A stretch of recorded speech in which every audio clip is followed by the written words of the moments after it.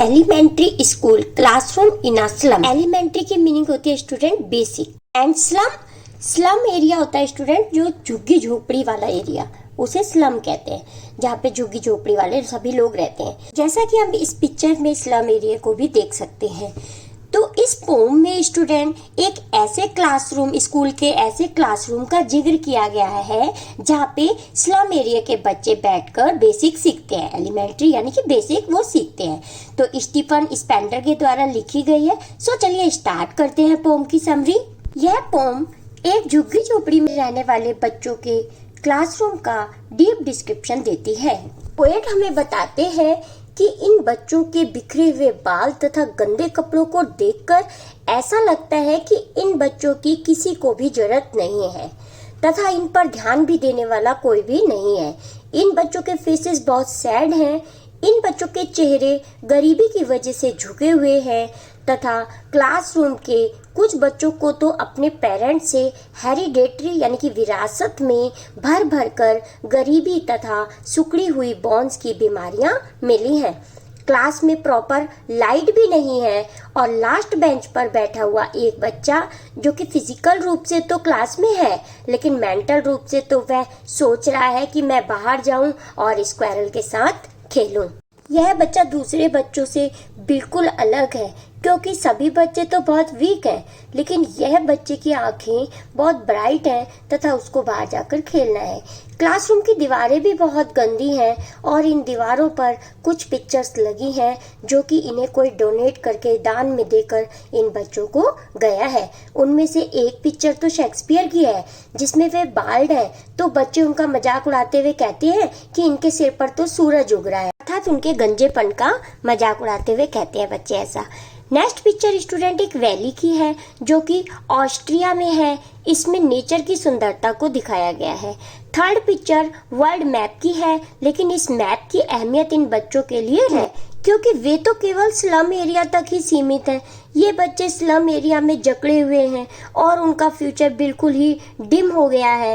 इनका future dark होने की वजह से इनकी लाइफ भी दुख से भर गई है।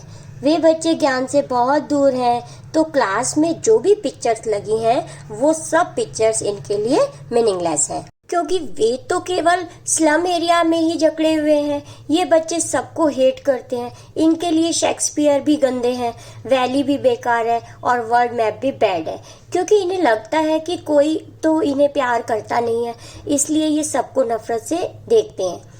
इनके दिल में बहुत ही डिजायर है कि हमें भी कोई प्यार करे, लेकिन ऐसा नहीं होता और केवल क्लासरूम में पिक्चर्स लगा देते हैं जिसकी वजह से इनके दिल में सबके लिए नफरत हो जाती है क्योंकि वे पिक्चर्स के बारे में कुछ भी नहीं जानते और वस्तुतः इस नफरत के चलते उनके मन में चोरी की आदत और ज्यादा पनप जाती है। ये बच्चे गरीबी की वजह से इतने पतले हैं कि इनके कपड़े देखकर लगता है कि वे केवल हड्डी का ढांचा ही हैं।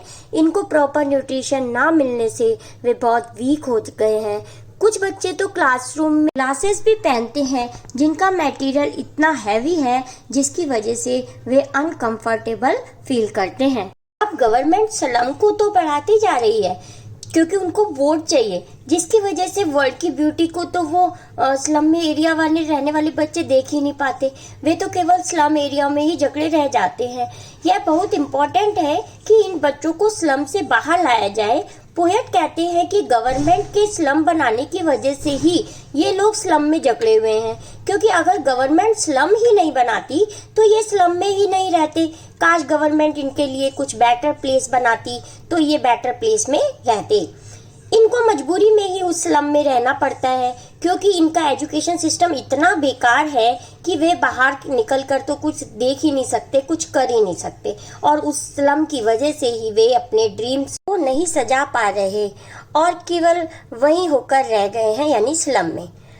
अब हमारे पोएट इस पोम के थ्रू गवर्नमेंट अथॉरिटी से रिक्वेस्ट करते हैं कि प्लीज़ इन बच्चों के लिए आप कुछ करो और ये जो पिक्चर्स इनकी क्लासरूम में लगी हैं वे वास्तव में बाहर निकलें और इस दुनिया को देखें, अपने आप को इस दुनिया से इंट्रोड्यूस कराएं। और जब ये बाहर आएंगे तो इनको पढ़ने लिखने की और दुनिया को अपने आप से इंट्रोड्यूस कराने की भूख और अधिक बढ़ जाएगी जिसकी वजह से हम लोगों की दुनिया में ये धीरे धीरे कंफर्टेबल हो जाएंगे और फिर जब वे पढ़ेंगे खुद से भी कमाने लगेंगे। अब ये पोएम स्टूडेंट एंड होती है एक पावरफुल लाइन के साथ कि जो लोग अपना इतिहास खुद बनाते हैं वो सन की तरह शाइन करते हैं, यानी पूरी दुनिया में अपना नाम कमाते हैं। तो पोएट भी इन बच्चों के साथ ऐसा ही करवाना चाहते हैं। इसी के साथ स्टूडेंट हमारा ये वीडियो लेक्चर यहीं कंप्लीट होता है। I hope this video lecture is very helpful to you. If yes, please like this video, share this video and also comment on this video and subscribe my channel for more videos. Thank you so much for watching. मिलते हैं next video lecture में, तब तक के लिए bye.